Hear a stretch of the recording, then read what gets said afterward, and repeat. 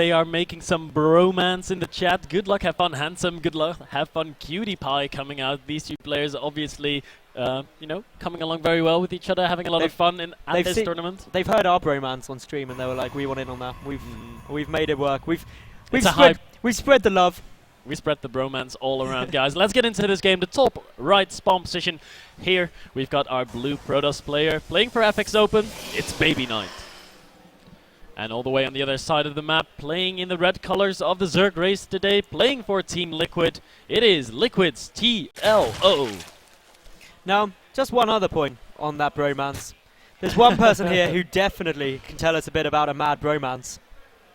Mr. Joris, a little reference to IEM there, but yeah, as we got now, the scout coming down from BabyKnight, just nice and early on, and the reason for this is he just wants to make sure things are going to plan, and he sees the spawning pool, he knows what's happening, and really, this is all, it's nothing too out of the ordinary, it wasn't anything too soon, so that's fine. Meanwhile, the pylon, this could still actually be a Forge Fast expansion. Some Protoss players favour putting on the high ground, so it's a bit safer. No, I've seen it done quite a few times, you still just build it across. Okay. You can do it. It's interesting, and judging by the fact that BabyKnight is rallying back, we'll wait to see. But it could also be just for, I don't think it'll be the one gate because it's in a weird place. He's going to go Nexus first. It's, yeah, told you. You said it was going to be a Forge expand. Well, a Forge expand in the sense that it's going to be a quick expansion. Like, he'll get a Forge down after this. It's okay. Yeah, you're right. He's going to probably build a Forge there. We'll have to, really, if he wants to keep safe. Yep, there he goes. He's going to build the Forge. I'm really curious why he built the pylon on the high ground. Maybe if TLO would have gone for like something crazy like hatchery first, he could have dropped down a gateway and done some, you know, some pressure. We have seen BabyKnight go for 10 gates and build a lot of zealots and pressure with that, but he's not going to do that against TLO. He's actually just going to be playing it safe. Getting a Nexus first, getting a Forge, will be starting his gateway in a second, and just doing his wall up a little bit less conventional. Yeah, is that a full wall? No, I believe there's a small gap. Yeah, there's a small gap there, but he'll just fill that in with a probe. Yep. There it goes. There goes Mr. Probe. It's all good. So basically, now things are looking fairly equal at the moment, and yeah, I don't think either player has anything to worry about. They're going to be going into the mid game a lot more comfortably, and there goes the third for TLO, just as we would expect. And he sees it. There was that weakened probe with 5 HP left on it and 5 shields. Was able to see the third base go down. So this is more of a typical game of PvZ. A little bit of a Wings of Liberty game, one might say. Safer play out of BabyKnight. He played really aggressive in last game, and it really cost him. He didn't have a cannon back at home. He didn't have enough defenses. His Mothership core was all the way on the other side of the map, and that really got punished by TLO hardcore. TLO really reacting well to what his opponent was doing. And this is going to be, like I said, a bit of a Wings of Liberty game. 2 gas being taken in the main base by BabyKnight.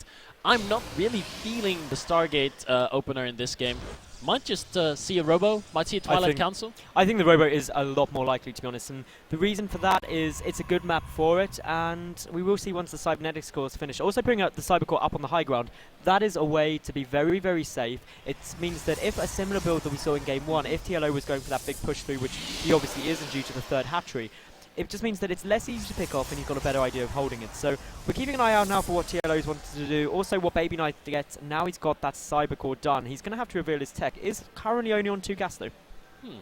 Which it's early, he won't take his spot, but I'm keeping an eye on that because whether he gets 3, 4 gas and when he takes them. Yeah, we're definitely going to keep an eye on the gas timings for BabyKnight. He's now getting his Mothership core out at a more normal time, which really indicates that he does not want to be super aggressive early on. We don't see a +1 armor or a +1 attack coming out of the Forge, so definitely no timing attacks in the work by BabyKnight. I think he's going to be playing the macro game too, and he does that so well. He is such a consistent player, always plays the macro game, and never really chooses to go for the all-in option, even though there might be a good opportunity. Yep. We always see BabyKnight macro, macro, macro. Did I just lose 20 probes? That's okay, I'll just rebuild 20 probes. Now, I like the Stalker choice because obviously in Game 1 it was the double Zealot, and this is going to allow him to do a little bit of damage. And following on from this, actually, still there isn't much going down. There's just the 3rd and 4th gas on its way. No reveal of what sort of tech paths he's going to take. The Mothership core on its way. 14 Lings being forced here. That is a big reaction to what is only 1 Stalker. Yeah, that's a really big reaction coming out of TLO here, but he can of course use the Lings in the mid game. In the late game he is going to cancel an Extractor there in reaction to this kind of pressure. Well, he didn't really see this coming apparently. TLO researching new Mutalisk carapace for his overlords, of course, going to enable them to scout what BabyKnight is going to be doing, but it's not done yet. A lot of those links are now going to be showing up. Are we going to see the recall? Is there enough energy? No, there's not enough energy. 5 energy missing off that mothership core, so he's not going to be able to recall those 2 Stalkers home. Lurlin, what BabyKnight is trying to do is take a quick third. He's walling off at his natural just to make sure that nothing can come up that ramp. But with so many lings on the field, this is a bit problematic. That pylon can get taken out. It's not covered by the cannon. And this on itself is going to be really, really annoying. It is. He needs to keep that cannon alive, but the pylon's going to go down. So even if the cannon finishes, it's not going to have any power. Force field's going to go down, trying to save that pylon, but it does go down. That's going to be a little bit annoying for BabyKnight. His whole plan is going to be, disrupted here by the large amount of Zerglings that was created by TLO. So those links were not in vain. They defended, they killed 2 Stalkers, and they're doing really good counter damage, preventing that third. Yeah, he's picking these units off. He's picking up the photon cannon now. There is the Robo and Twilight counter behind this, so BabyKnight having to adjust what he's doing. It's not what he was planning. The only reason you get this wall off here is if you were trying to take that fast third, which is a bit of the meta game at the moment. If you put on a little bit of pressure, you can take a quick third. It keeps you ahead. It forces a 4th out of the Zerg, and that's awkward. But TLO, he's looking solid. He's getting the Spire. Mutas on this map I really like, especially considering the fact that BabyKnight is trying to take that quick third, which is very evident. If you get Mutas out, you can harass into the natural. You can also jump between the main and third base very comfortably, which means Stalkers have a difficult job trying to hold everything off. It will force some cannons, and with the Mutalisk health regeneration, it can become very, very problematic, especially once the number of mutas gets up to 20 plus. Yeah, it's going to be difficult for BabyKnight to deal with that. It's difficult for any Protoss player to deal with Mutalisk play, especially for myself. I always, all in when I expect mutas coming. That's how I roll, but that's not what BabyKnight's going to be doing. He's getting Blink, he's getting +2, and we should be seeing a Templar Archive out of him sometime soon. He is going to be scouting with an Observer right now, has no idea what TLO is doing so far. Of course, he has not seen any Roaches, he has seen a lot of Zerglings, and the usual, follow-up to a lot of Zerglings and no Roaches is going to be that Mutalisk play, and the Observer will be able to confirm that in a second, because well, actually not going into the main base just yet, but there's the hallucinated Phoenix. We'll be seeing the Spire is about to finish, and BabyKnight's going to be feeling quite alright about that. Yeah, he's going to be feeling fine because he's got Blink coming up, as we can see, and wow. With Blink, now the double Stargate, he's going to go, I reckon, double Phoenix production now, and really shut it down hard. Yeah, double Phoenix production, that's really the only thing it can do. It would be very weird to see like double Void Ray production. I like making these obvious calls because if nothing else, it means the stream chat can flame me for it. Yeah, well, of course the Phoenix production going to come out. Funny to see, is he going to go get that Fleet Beacon? Is he going to get the Onion Pulse Crystals to help him with his micro against the Mutalisks? How heavily is TLO going to invest into the Mutas? Looks like he's going to be doing it really heavily because he's getting a second Spire, Maddles. He is going to be getting double upgrades for his Mutas. So we're going to see TLO play Mutalisks in a mid-game and continue it for a long time because he wouldn't be getting a second Spire if he didn't want to continue it for a long while. And the problem is those Phoenix are coming out.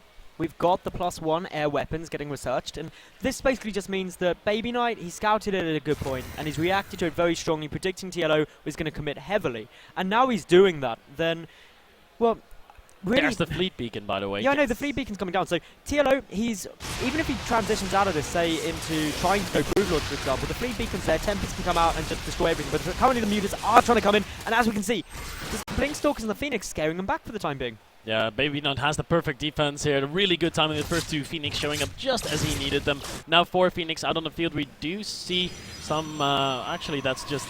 there was a lot of blinking stuff on my screen in the main base of TLO. I was like, what's happening? Just hallucinated Phoenix while the Mutalisk are trying to kill some probes at the third base of BabyKnight. They managed to kill 4 this entire game. BabyKnight's still looking good.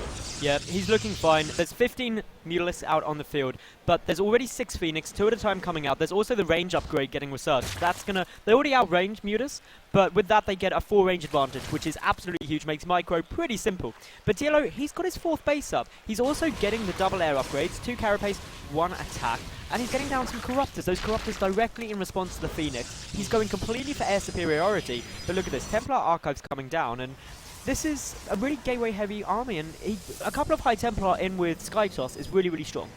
It is, it is. I would say the Templar Archive is a little bit late. I would have liked to see that Storm a little while earlier because there's a lot of Zerglings, and of course Storm really good against Zerglings. Here come the Mutas and the Corruptors. They're actually going to commit here. There is a cannon, and of course, Onion Pulse Crystals is about to finish up in about 10 seconds. That's going to help out greatly. The Phoenix trying to deal damage, but they are attacking the Corruptors. The Mutas in the back are all still alive, and they are doing amazing damage. The Zealots holding the front very nicely against the Zerglings, though. Yeah, the Corruptors, they're stopping the Phoenix from being able to engage those Mutas, which is oh so critical. Force Fields are okay, but they're about to wear out. And as we're seeing, the Phoenix desperately trying to micro through this. They are picking up a good number of Mutas, but the Corruptors just one-shotting them. That is really potent. Lings now are in the middle line, and what we're seeing is a good amount of damage getting done here. TLO being forced to pull back. He killed 17 workers so far this game, and is ahead by 23. That was definitely a very, very, very good win for TLO there. He still has most of his Corruptors alive.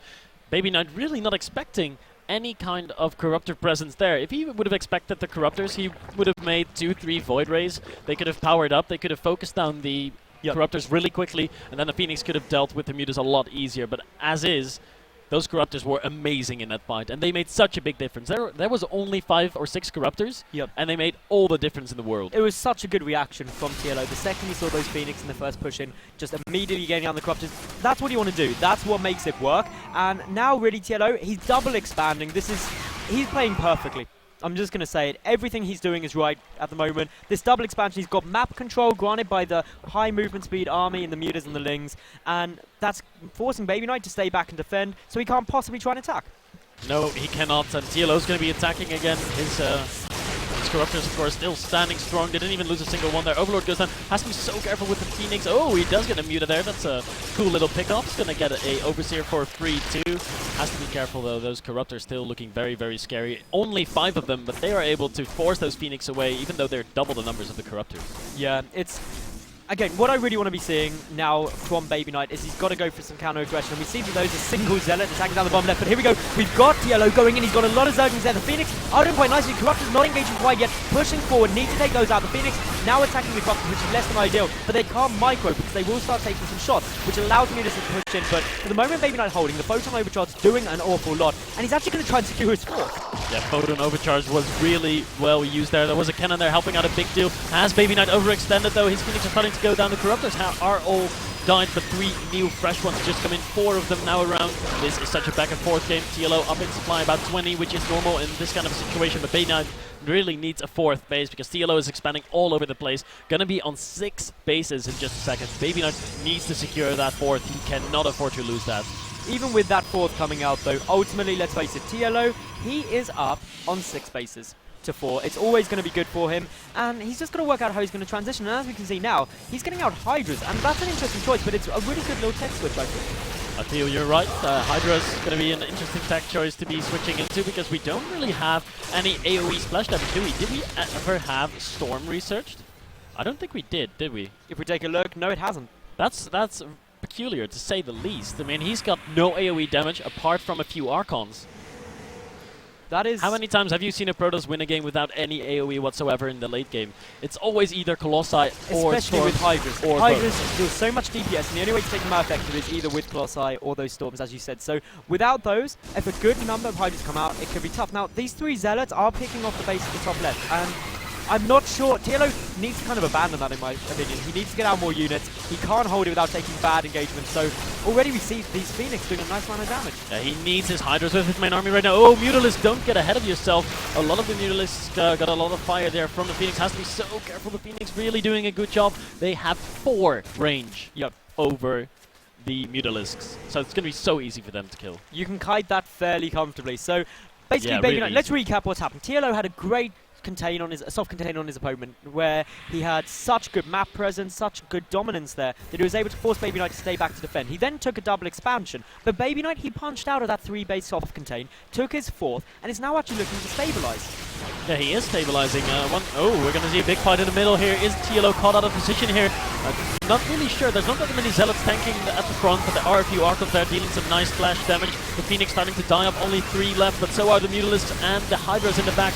Now taking some fire by the Zealots. The Zealots are melting, though. It is Archon Stalker versus Hydras. The Hydras are going to bite the dust here. This was definitely a win for BabyKnight, keeping a few of his Archons alive, keeping a few of his Phoenix alive, whereas all the Mutalisks have died off. Yeah, all of the Mutas. Oh, drones, no, where are you going? They got lost. They didn't get the memo. They're running. They wanted to fight. They wanted to fight, and it didn't really work out for them. But Unfortunate for TLO there. Luckily for him though, he does still have 67 out, but he is now behind in the work account, which isn't the greatest thing as a Zerg player. No. He's in trouble, man. He's in big trouble.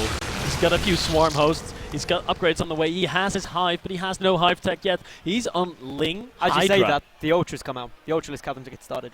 Yeah. Just as you say it. And I feel like if TLO had got that out when he first finished his hive, he could have had some Ultras and could have really dealt well with this army. Really well. Because there's only a couple of Stalkers though, especially if he got a couple of Infestors in there. Because he's got an Infestation pit. And he's now, look at that. as I say that, he starts Infestors. Just saying. Just saying. So, but are they going to be in time? Look like TLO is going to do a nice move here, send some Zerglings into the third, send some Zerglings into the fourth to delay the attack of BabyKnight. But BabyKnight is already in the fifth base of TLO in the bottom right, dealing damage. But here come the Lings. They're going to be, well, actually not be doing too much because there's 2 cannons, some Stalkers, and an Archon there. The Mothership Core is there to help defend the third base of BabyKnight. The probes are going to be pulled, so TLO is doing a decent job focusing different bases and forcing BabyKnight to spread his attention.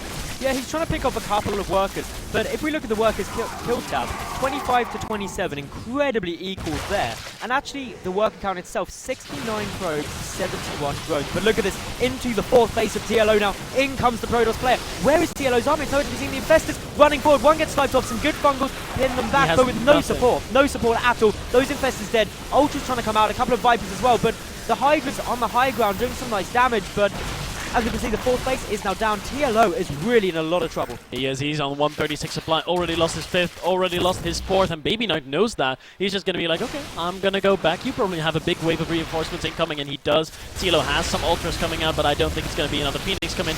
Lift a lot of the Hydras. The Ultras are going to come in one by one, and they will die one by one. GG.